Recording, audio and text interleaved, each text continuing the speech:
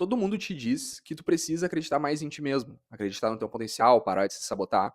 Mas o problema é que essa orientação não serve pra nada sem entender o que tá de baixo.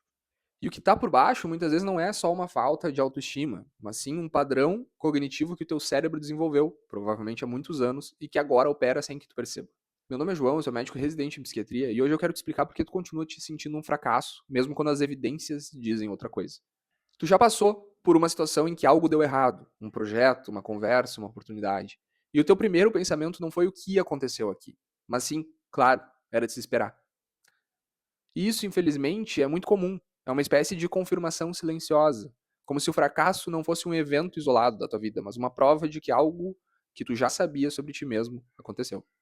E eu vejo isso com muita frequência. A pessoa chega no consultório, conta uma série de situações em que deu errado, e tem uma certeza que essa é a narrativa da vida dela, que chama atenção. E aí a pessoa não tá triste, não tá com raiva, mas sim uma sensação de pertencimento àquela sensação. Como se estivesse relatando um fato da natureza, algo que é verdade e que não tem como mudar. E quando eu pergunto sobre coisas que deram certo na vida dela, vem sempre a mesma resposta. Ah, foi sorte, foi outra pessoa, não era pra tanto, qualquer um faria isso. A competência dela não entrou na conta, mas o fracasso sim. E tem um nome para isso: viés de confirmação. Foi descrito pelo psicólogo Peter Wasson nos anos 60 e replicado desde então em contextos bastante diferentes. Mas o princípio é direto. A nossa atenção não filtra o ambiente de forma neutra. Ele filtra com base no que a gente já acredita antes. Se tu carrega a ideia de que tu é incapaz, a tua atenção vai tender a reter as evidências que confirmam isso e deixar passar as que contradizem. O elogio que tu recebeu ontem já sumiu. O erro de quinta-feira ainda tá lá, nítido. E isso não acontece por fraqueza ou por masoquismo. Acontece porque o sistema de atenção humano tem uma inclinação conhecida para o que é consistente com as expectativas que a gente já tinha. E isso aqui é algo documentado e replicável e acontece com praticamente todo mundo em alguma medida da vida. Mas o que muda entre as pessoas não é se esse viés existe, é sobre qual crença ela está operando. O que torna difícil de sair não é o viés em si, é o que ele produz no próprio comportamento. Quando tu acredita que tu vai falhar sempre, tu começa a agir de forma que torna o fracasso mais provável. Tu evita tentar com tudo, porque quando tu tenta, quando tu dá o teu máximo e mesmo assim não funciona, não tem mais uma outra explicação. É mais seguro falhar com um esforço incompleto. E assim ainda é possível dizer que tu não se dedicou direito. E isso aqui tem nome também, self-handicapping. Foi descrito em 1978. É uma forma da gente proteger a autoimagem quando a gente acaba sabotando o próprio desempenho. E o ciclo fica assim: tu acredita que tu é incapaz, tu age de forma que aumenta a chance de falhar, e o resultado confirma a crença. E a crença fica mais sólida na próxima vez. Cada volta no ciclo, a crença vai ficando mais difícil de questionar, porque acumula mais provas para ti mesmo. E na prática, isso se manifesta de formas que as pessoas muitas vezes nem percebem.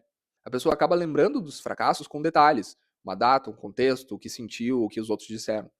Mas os acertos da vida da pessoa ficam vagos. Quando eu peço para a pessoa descrever uma situação em que foi competente, sempre vem uma hesitação e depois uma versão pequena daquilo.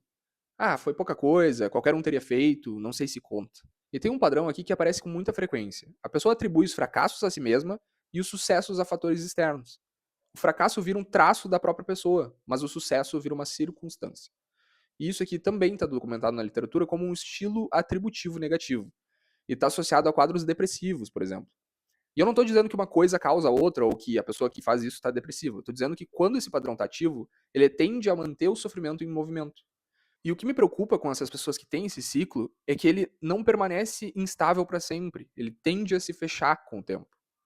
Com o tempo, a narrativa de fracasso passa de uma crença para uma premissa na vida da pessoa. A gente para de questionar se é capaz e começa a operar como se a incapacidade fosse um dado, como um nome, por exemplo. Algo que não está em discussão nunca. A pessoa se sente capaz e vai ser sempre assim.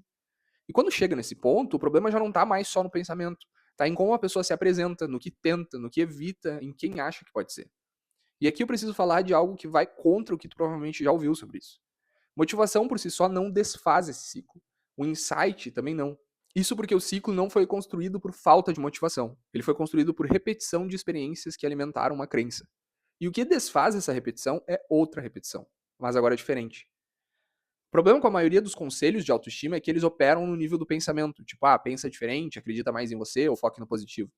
Mas a crença não está só no pensamento consciente. Ela está no que tu nota, no que tu guarda, no que tu usa para te avaliar. E isso aqui não muda só com um insight, como eu te disse.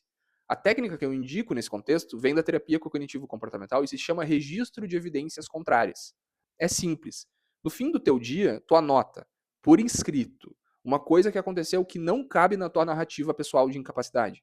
E não precisa ser algo grande. Tu terminar algo que tu tinha adiado, tu dizer a uma outra pessoa algo que tu achou útil, tu cumprir um compromisso pequeno, tudo isso vale a pena escrever. E por que escrito? Porque o registro escrito cria uma fricção entre o teu pensamento e a tua escrita. Tu não consegue descartar tão facilmente algo que está na tua frente dos teus olhos. O objetivo aqui não é te convencer, não é um insight. O objetivo é que o teu sistema de atenção, que está habituado a filtrar o tipo de informação ruim, começa a ter que lidar com ela de uma forma concreta e repetida. E não vai mudar nada em uma semana, vai mudar com meses de repetição. Mas é sobre isso que a gente está falando. Não é sobre um exercício de autoestima, mas sobre mudar o que entra no teu filtro, todos os dias. Até que o teu filtro comece a calibrar diferente. E aqui uma pergunta para terminar. O que aconteceu nas últimas 24 horas que tu ainda não contabilizou? A narrativa de fracasso não é quem tu é o que o teu sistema de atenção aprendeu a construir com as evidências que tu selecionou. E aí não adianta motivação. É o que tu decide registrar que vai mudar isso. Se esse vídeo fez sentido, deixa o like aqui embaixo e se inscreve no canal, é o sinal que vai me dizer que vale a pena continuar produzindo esse tipo de conteúdo.